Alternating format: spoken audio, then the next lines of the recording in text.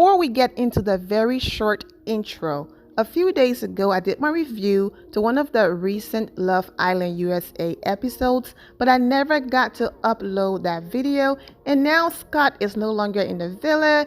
Things have changed and all of that. So I'm going to give you current events in the beginning, and then I'm going to come back with the short intro and what I had to say about that episode, because based on current events, I was spot on and I do not throw away my work.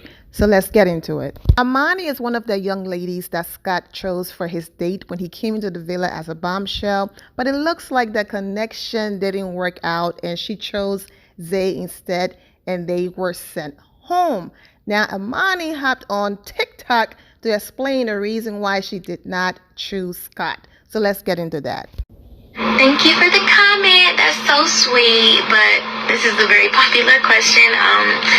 Scott had many options, and I wanted someone, and I want someone who's sure of me.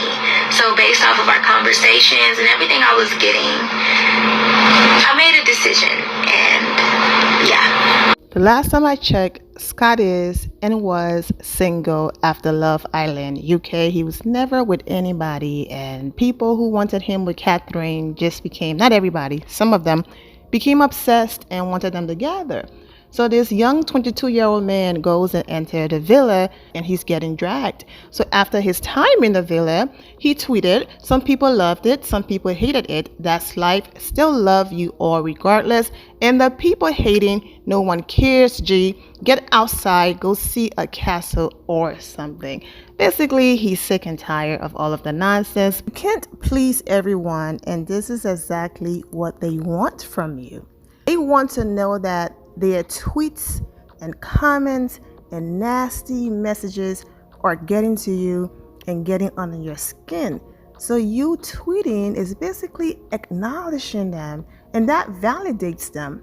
If you ignore them instead and focus on the positive, even though it's hard to do at times, but focus on those who are supporting you, keep posting your life and ignore them, eventually they're going to say, "This guy is out here living. Why me his comment section going crazy? Let me go ahead and live my life and leave this man alone."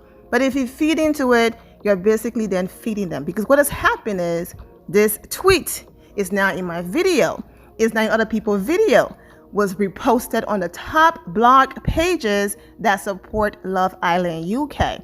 So that's my advice, but do what's best for you, because I'm not in your situation, and it's so easy to be like, oh, just ignore the hate when you're not in it. So I completely understand, but I do wish Scott the best.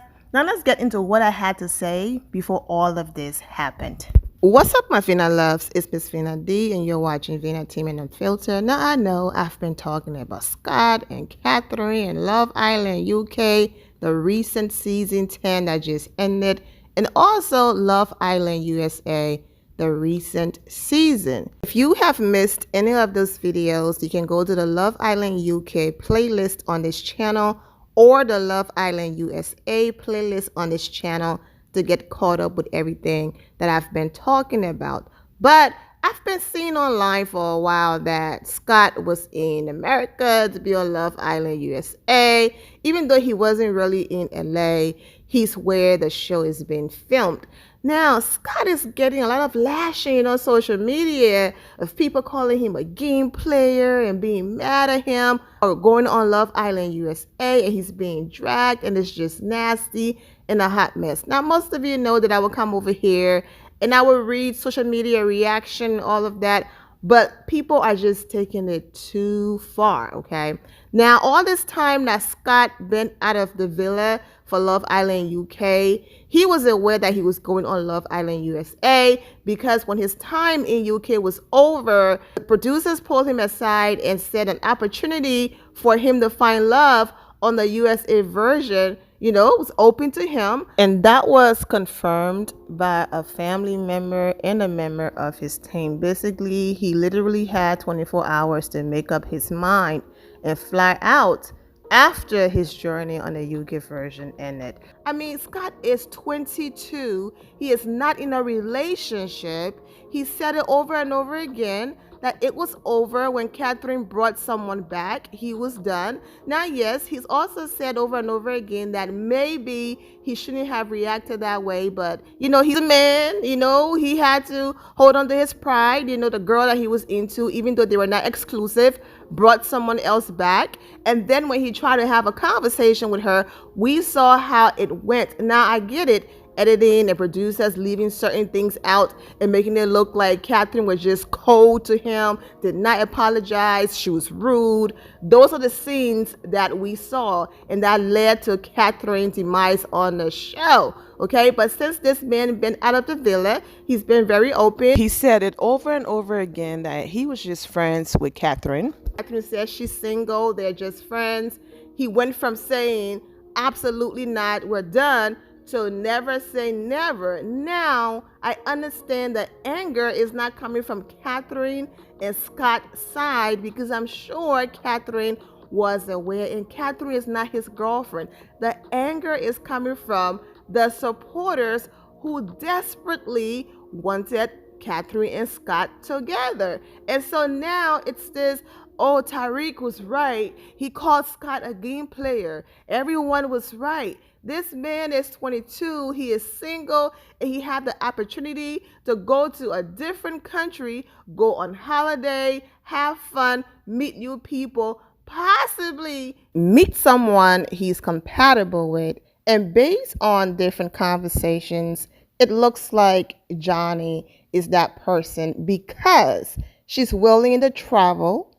She's very interested in traveling to his country.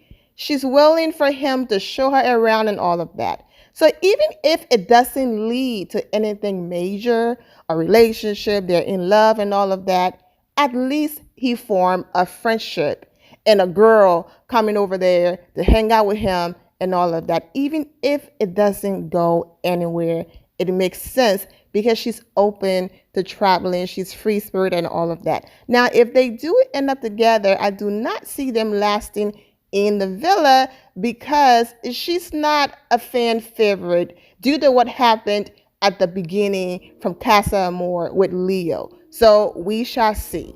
Now, as far as people being confused that Imani picked Zay, I get the confusion because she went on a date with Scott. Then they had chemistry, and especially in the challenge and all of that.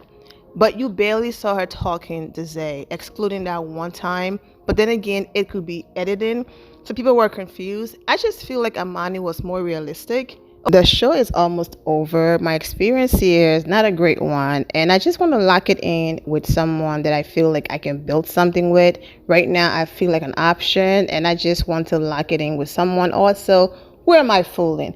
After all of this is over, Scott is going back home to his country, and I'm not hopping on no plane following him. So let's be realistic. Yes, he's attractive and all of that, but I'm not going somewhere where I know it's not going to work, because when it's all said and done, he's going back home. With Zay, even if we are not in the same state, I can still go and see him and we can build on something. So I just feel like she was being more realistic, even though she didn't have enough time with him. And with Zay, he just talked too much. You literally just got in a couple. Give it a few hours, at least give it a day. Not even, I know it's editing, but my goodness, he coupled up with her, and then he's having conversations about, I'm feeling a friendship vibe. Give it time. So that also contributed to the reason why they went home. Now, the whole Scott and Imani situation, you had people who just genuinely wanted her to have a great experience. Scott came in, he's attractive, she's drop dead gorgeous, they make a beautiful couple, and that's great. They just wanted the girl to have fun.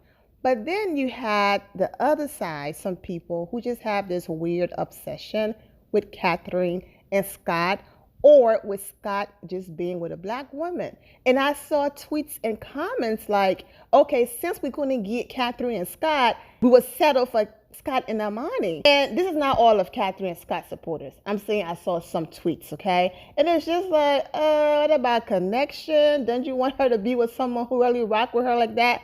So it was almost like people were pushing this Scott with a black girl. So I'm glad that she did what she did. However, it got her out of the house. But if you're really on Love Island for a connection, then she made the right decision than just getting with Scott because she felt like, hey, it feels good right now, knowing that when it was all said and done, he's probably going back home and it wasn't going to work out. I feel like producers were paying attention to UK and all of the hype around Scott and Catherine's situation.